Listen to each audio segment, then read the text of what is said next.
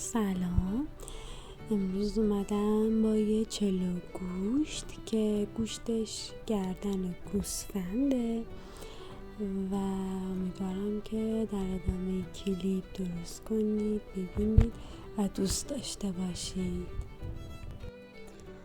ما رو به دوستانتون معرفی کنید. اگر سابسکرایب میاید کلیپامون رو دنبال کنید و لایک و فالو فراموش نشه.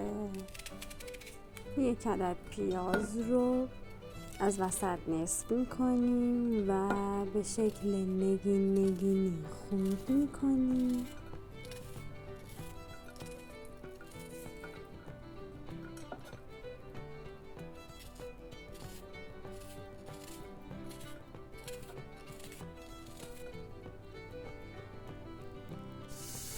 پیازمون رو داخل روغن سرخ میکنیم.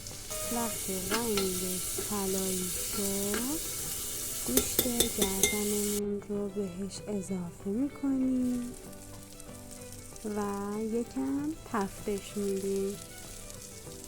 وقتی که رنگ گوشتمون تغییر کرد و یه کوچولو تفتش دادیم 3 لیوان آب بهش اضافه میکنیم و ادویه‌مون که شامل زردچوبه، فلفل و دارچین هست رو اضافه میکنیم. در زودپزی یا قابلمه میبندیم. اگه داخل زودپز میپزید نیم ساعت الی 40 دقیقه لازمه که بپزه، ولی داخل قابلمه 2 الی 3 ساعت میپزه. نمک رو آخر غذا بهش اضافه میکنیم که گوشتمون سفت نشه.